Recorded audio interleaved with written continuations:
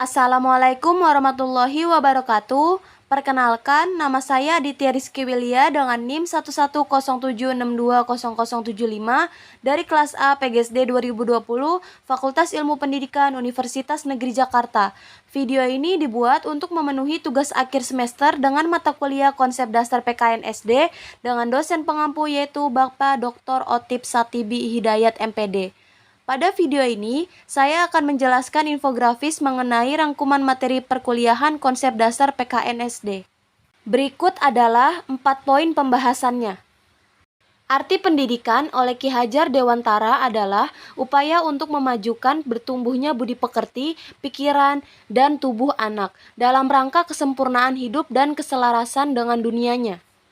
Terdapat 3 prinsip menurut Ki Hajar Dewantara yang digunakan sebagai pedoman bagi para guru yang dikenal dengan Patrap Triloka, yaitu yang pertama, ing ngarso sung tulodo. Maksudnya adalah ketika seorang guru menjadi pemimpin bagi anak-anaknya, guru harus memberikan teladan. Yang kedua, ing madio mangun karso. Maksudnya adalah ketika seorang guru berada di tengah-tengah aktivitas dengan siswa, guru harus dapat memberikan semangat, motivasi, serta menciptakan karsa atau kemauan dengan merangsang peserta didiknya. Dan yang terakhir, yang ketiga, yaitu tutwuri handayani. Maksudnya adalah ketika guru berada di belakang, guru harus memberikan semangat kepada siswanya. Berikut adalah 8 keterampilan yang harus dimiliki di abad 21 untuk menjadi seorang guru yang profesional, yaitu yang pertama, leadership atau kepemimpinan.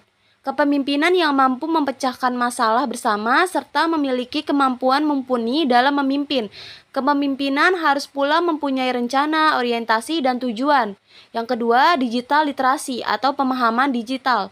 Literasi digital sangat penting dalam pendidikan di abad ke-21, di mana literasi digital tidak hanya sekedar menambah teknologi ke dalam proses pembelajaran, tetapi memanfaatkan untuk berbagai kepentingan dalam rangka meningkatkan mutu pembelajaran tersebut.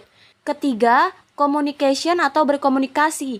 Tujuan utama dari pembelajaran abad ke-21 adalah membangun kemampuan belajar individu dan mendukung perkembangan mereka menjadi pembelajar sepanjang hayat, aktif, pembelajar yang mandiri. Oleh karena itu, guru perlu menjadi pelatih pembelajaran. Yang keempat, emotional intelligence atau kecerdasan menata emosional. Kemampuan seseorang dalam memahami emosi, mengontrol emosi saat marah, peka terhadap perasaan orang lain, dan sebagainya. Yang kelima, entrepreneurship atau jiwa semangat kewirausahaan atau kemampuan dalam mengembangkan keahlian atau bakat.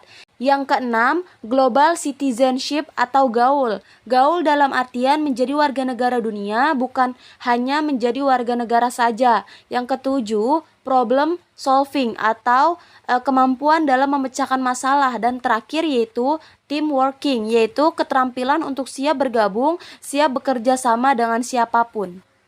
Tujuan pendidikan nasional ada 3, yaitu yang pertama filosofi, yaitu argumentasi secara ilmiah berupa latar belakang mengapa suatu pelajaran itu dipelajari mulai dari kelas 1 SD. Yang kedua SKL, standar kompetensi lulusan, yaitu sebuah indikator atau tolak ukur yang harus dipenuhi anak untuk menentukan anak naik kelas atau lulus. SKL ini berisikan KI-KD per jenjang di setiap semester. Dan yang ketiga kurikulum. Kurikulum 2013 memiliki 5 muatan pelajaran termasuk di dalamnya adalah PKN. PKN sudah dirintis sejak tahun 1947 yang disebut dengan rencana pelajaran, bahwa pendidikan harus menitikberatkan kepada pembentukan karakter manusia, serta kesadaran bermasyarakat dan bernegara. Berikut adalah perkembangan kurikulum di Indonesia yang terbagi menjadi 2 orde, yaitu masa kemerdekaan dan orde lama. Yang pertama, Rencana Pelajaran 1947 atau Kurikulum 1947. Kurikulum pertama yang lahir pada masa kemerdekaan. Tujuan utamanya adalah pembentukan watak, kesadaran bernegara, dan kesadaran bermasyarakat. Yang kedua, Rencana Pelajaran Terurai 1952 atau Kurikulum 1952. Ciri dari kurikulum ini bahwa setiap rencana pelajaran harus memperhatikan isi pelajaran yang dihubungkan dengan kehidupan sehari-hari. Dan yang ketiga, Rencana Pendidikan 1964 atau Kurikulum 1964. Pembelajaran dipusatkan pada program Pancawardhana, yaitu pengembangan moral, kecerdasan emosional atau artistik, keterampilan, dan jasmani. Masa pemerintahan Orde Baru. Yang pertama, Kurikulum 1968. Kurikulum ini merupakan perwujudan dari perubahan orientasi pada pelaksanaan Undang-Undang Dasar 1945 secara murni. Cirinya, muatan materi pelajaran bersifat teoritis, tidak mengkaitkan dengan permasalahan faktual di lapangan. Yang kedua, Kurikulum 1984. Kurikulum ini juga sering disebut Kurikulum 1975 yang disempurnakan. Posisi siswa ditempatkan sebagai subjek belajar, dari mengamati sesuatu, mengelompokkan, mendiskusikan, hingga melaporkan. Model ini disebut cara belajar siswa aktif atau CBSA. Dan yang terakhir, yang ketiga, Kurikulum 1994 dan suplemen Kurikulum 1999.